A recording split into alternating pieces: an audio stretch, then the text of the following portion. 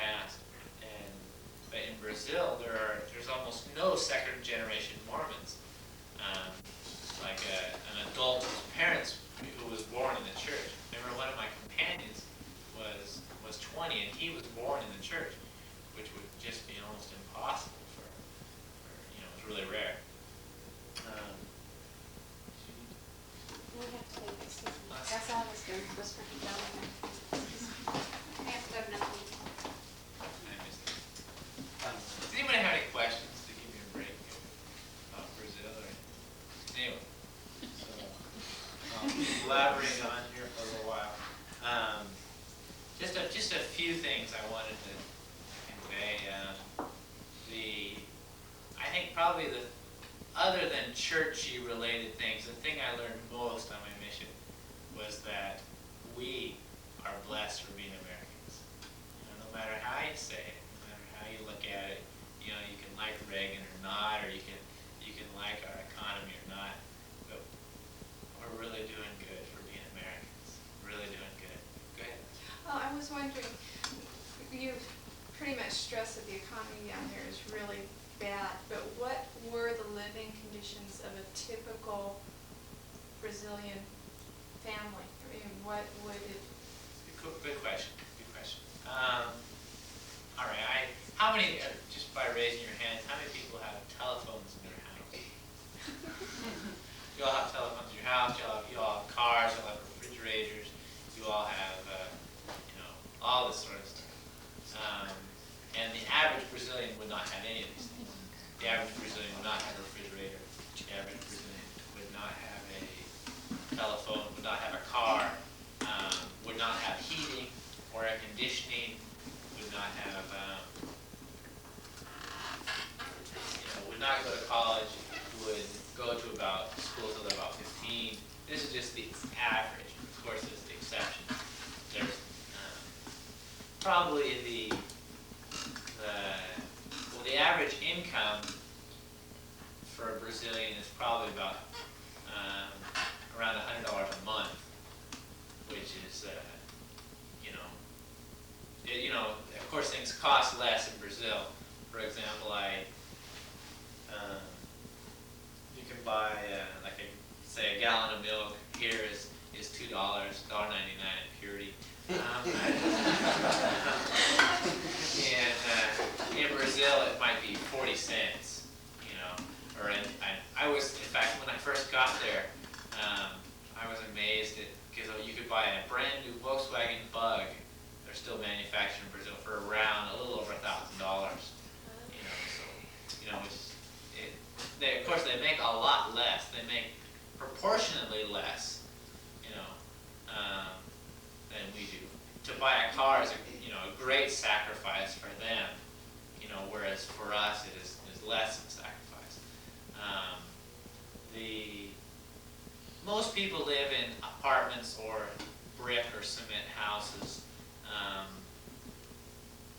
They're usually cold, really hot in the summer, cold in the winter. One thing that was in even the houses that I lived in, of course I didn't live in lavish houses at all, was that they have a really wet and humid winters. And they live in these cement houses and the water would seep through. And if you have a cement wall and it's cold, the cold goes through it.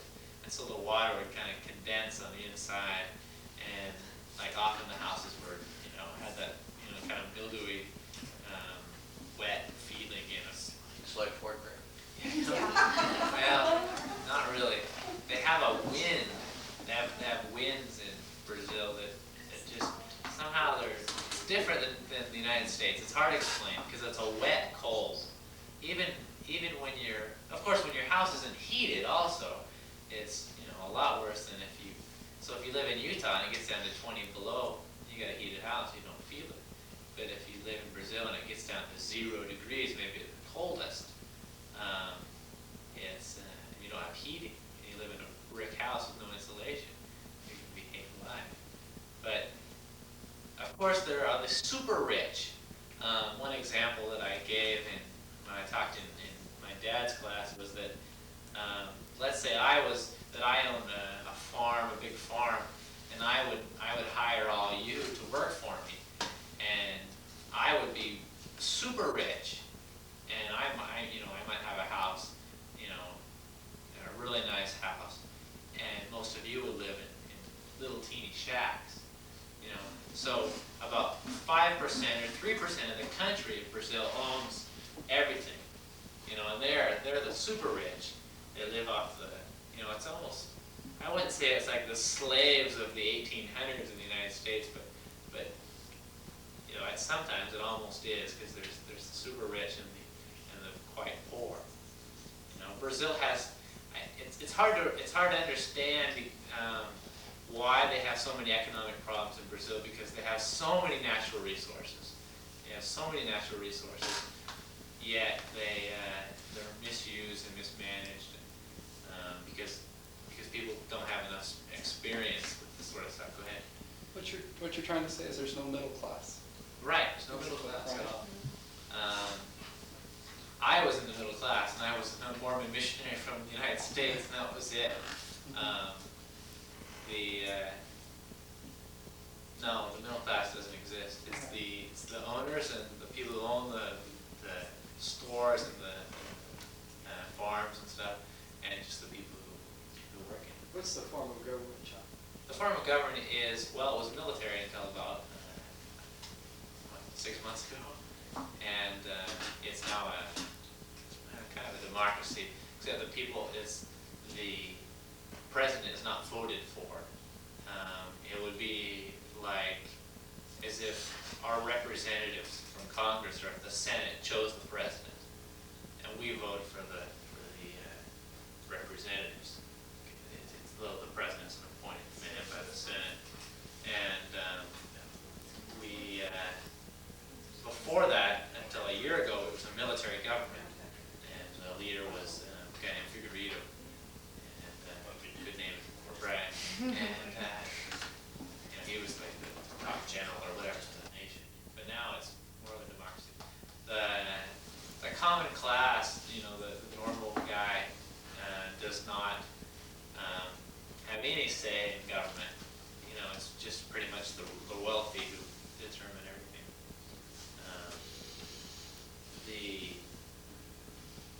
Brazil has there's almost no crime in Brazil. And as far as like in the United States, we have a lot of petty crimes, I might say, like things like vandalism and things like that. It just doesn't exist in Brazil because the poor, they're one thing in the United States, to generalize a lot, the poor people in the United States they're supported by the government, and they kind of, I probably shouldn't be saying this, but a lot of them just kind of kick back and say, I get my money and I won't worry about it, and that's that. But in Brazil, if someone's poor, they'll go out and try and find, something. They're not afraid to do some kind of menial labor. They're not afraid to go and work in a farm or, get their hands dirty. And so the people are, they're trying everyone's always trying to improve their lifestyle, but they just don't have the options. They don't have the roads to go down in order to do that. So it's difficult. Any other questions? Is Uncle Dad? So John, there are no welfare systems, Social Security, or that kind of base? No, the only type of welfare sort of thing is for people with children who don't have jobs. I remember there was a lady we were teaching. Every week she would go down, to the center of town, and she'd get just a small check it was mainly for her children, so she'd be able to support her children. But it was really rare that happened. Most people were supported by their families,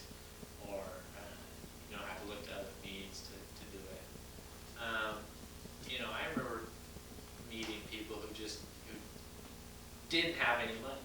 They didn't have any food. You know, they were, from day to day, how am I gonna eat? And for us, that's unbelievable. Wow, that can't be happening, because, if we run out of money, we'll just write a check, or,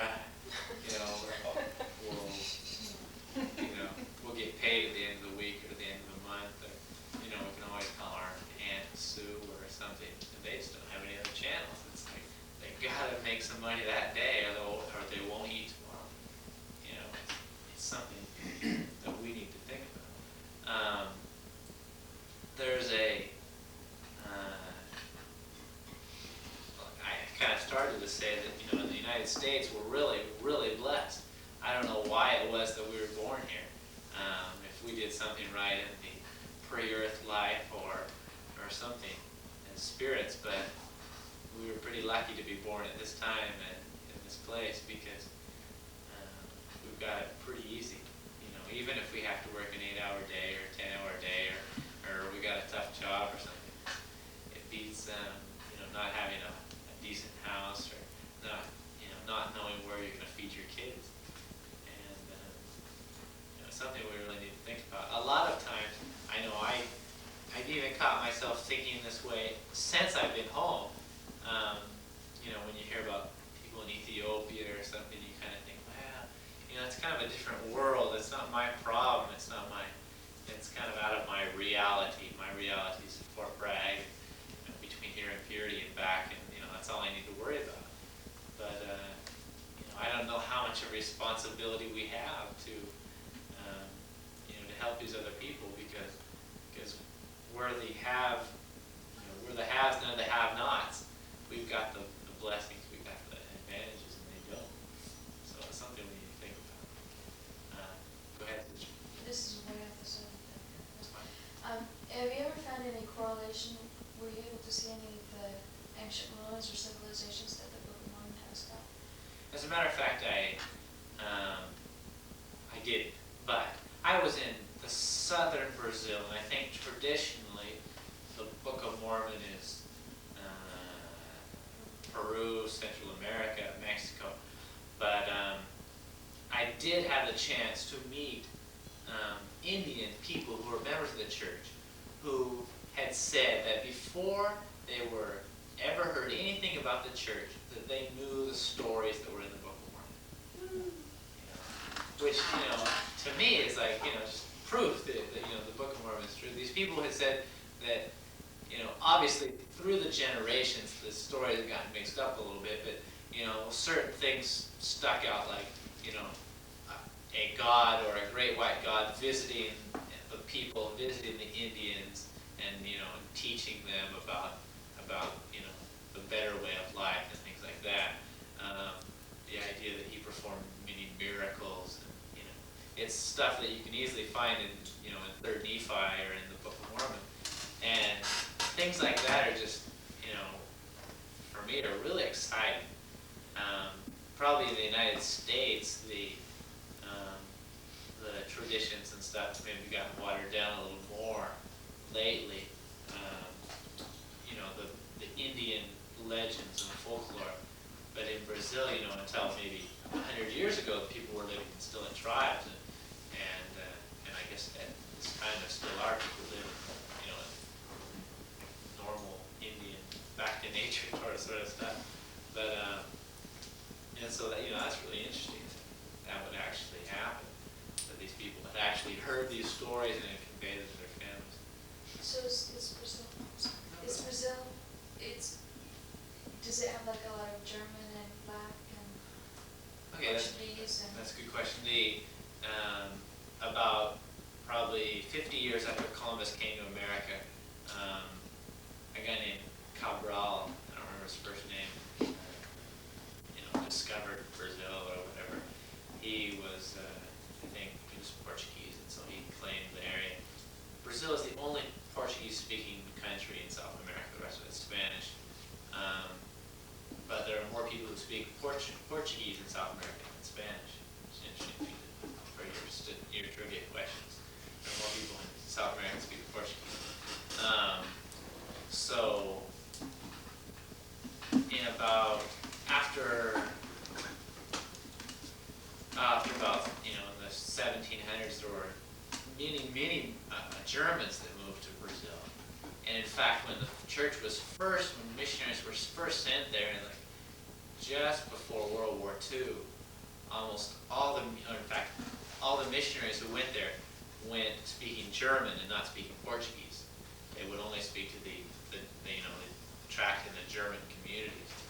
And in fact, all the meetings of the church were held in German before World War II, and then after World War II, of course, the German part of Brazil was kind of looked down upon because of the Nazis and stuff. And so they started to, they went back to Portuguese. And now there are most of Brazil is Southern European, Spanish descent, Italian descent, Portuguese descent, and they have the same. They had black African slaves in Brazil, and so there's a high black population. One thing about on that subject, in Brazil there are in the United States we say that there's not, but we still have racial boundaries. I guess it's looked down upon when a black person would marry a white person.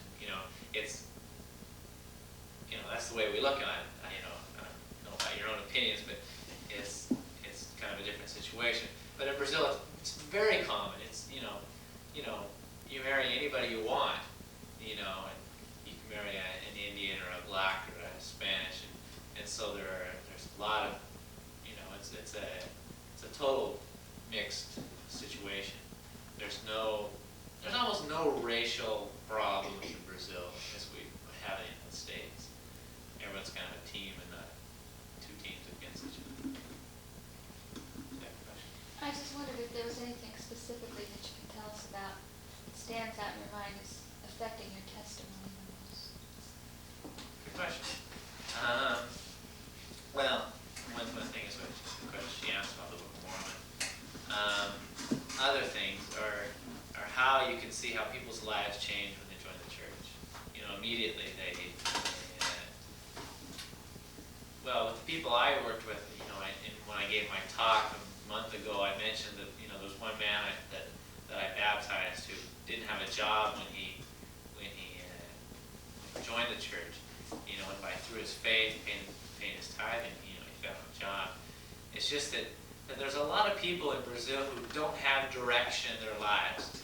One thing that we have as members of the church, the gospel doesn't tell us what we have to do exactly, but we know that a youth should graduate from high school. A young man should try to go on a mission. We should maybe try and go to college. We should get some education. We'll find a job. We'll get married. We'll have 1,000 little kiddies running around.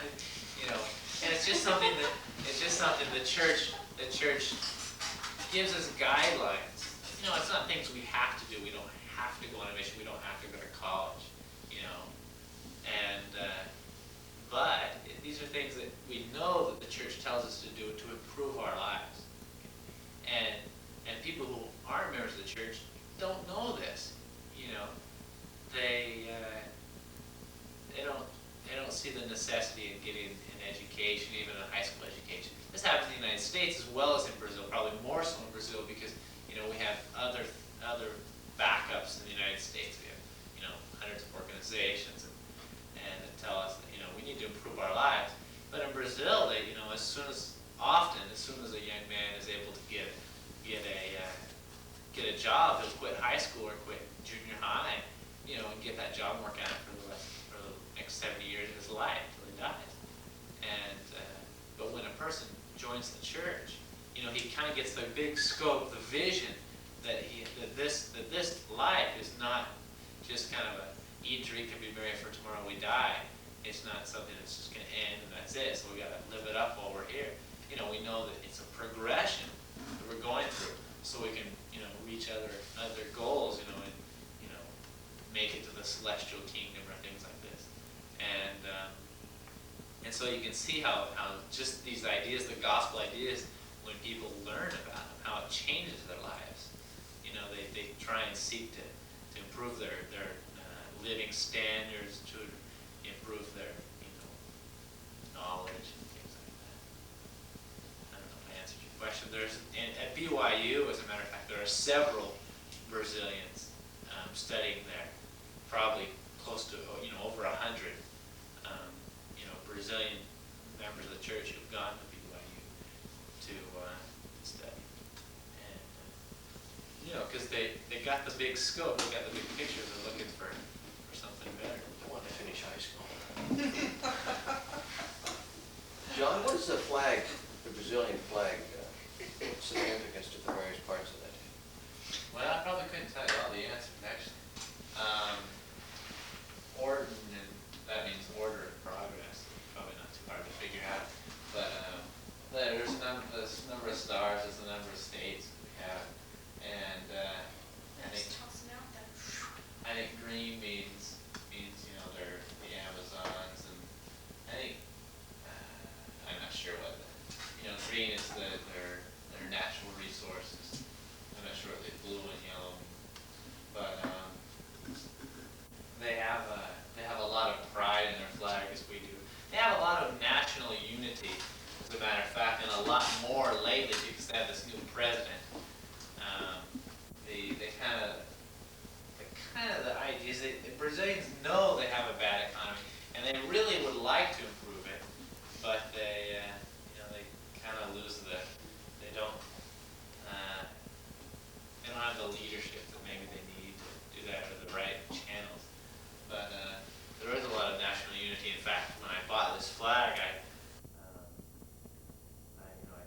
kind of put it in my suitcase, probably kind of shoved it in there, and one of my companions said to me, don't ever get caught, with the flag kind of jammed in your suitcase, or someone will really get mad,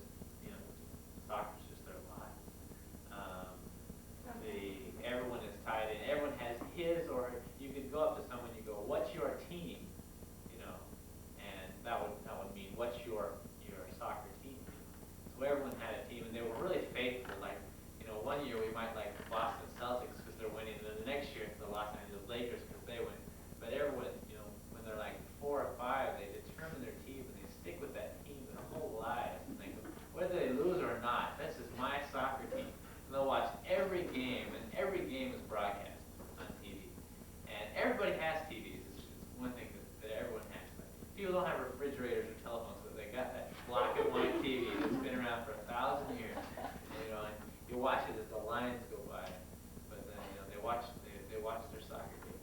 And soccer is the blood of the country, as a matter of fact. They're so tied into that sport that it's amazing. Every Saturday at any of the branches or wards I was at, they'd have a soccer game. Ward get together for soccer, and it was really good. The women would play against the men and everything. Women win sometimes. The rich kids, my age, when we go to movies, they're really tied into the American lifestyle. They have some of the TV shows that were on TV, like The Fall Guy, Dallas, Heart to Heart, The Love Boat, things like that. They have all the American TV shows. They're translated to Portuguese, of course. And then they have all our big music stars. In fact, when I left, Cyndi Lauper and Prince, and they were the thing when I left. And they're really tied into those American movies kind of stuff. The movie that just got to Brazil as I left was Ghostbusters. Just to give you kind of an idea what they have everything about an hour or a year late. Just came here. To Fort Bragg. That's probably not up with Fort Bragg. I think Miss Fletcher, yeah. I don't know, but it's really similar. Is there anti-Americanism in Brazil? Quite a lot. In fact, I remember one time I don't look anything like a Brazilian. I'm very white. Several times I'd be walking down the street, people would yell stuff at us, like, Americans go home, or because a lot of people, there's two sides. There's the one side that just that adores the United States, because we have all their fashions and styles and things like that. And then there's the other side that thinks that we're the capitalistic big guy stepping on little poor Brazil, and Resentment. yeah, a lot of resentment because of the loan and the debt, this sort of stuff. One thing that I usually Did you refer to as the loan? it is. I know it is. It's that bad. They're terrible on their loan. Many times I would, I'd knock on someone's door and they would let us in, and they would start to talk about Reagan politics and stuff. I go, hey, I'm representing my church and not my country. I don't want to talk politics. And I don't care. It's like, for the next year I'm a Brazilian. I'll think I'm a Brazilian. I'm not going to worry about what's happening in the United States, about the loan or anything like that. And so it usually worked out. I never had any real problems. There's almost no persecution of missionaries there. In fact, I don't think I ever really had a door slammed in my face, or I never, people were always really. I probably got in, at least 50% of the doors. Just to give you an idea how open the people are. You guys might go a whole day without getting in the door. I don't know. I'm not trying to compare. It's a whole different situation. People are a lot more open. Many people, when a person's poor, they're looking for something better. And if you come to the door and you say, hey, we're representatives of the Church of Jesus Christ. Great. Anyway, for the next 10 years, whenever you have any questions, you can ask me. I'll try. Instead of spending all night here. I'm really thankful I was able to serve a mission. It was a really good experience. I would encourage all of you to raise your children in a way that they'd be able to maybe someday serve a mission.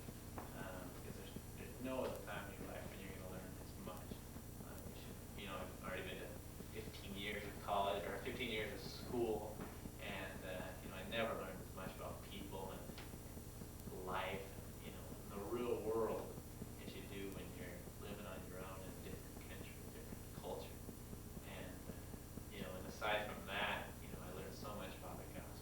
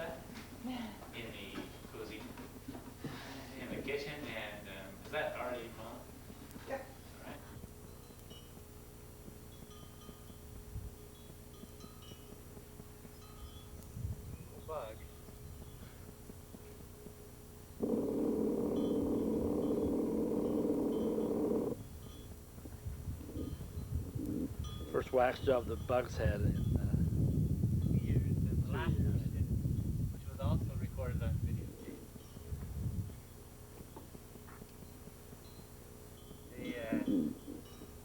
The body on this isn't bad. I think we just repainted just a few nick things.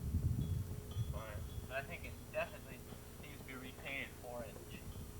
So you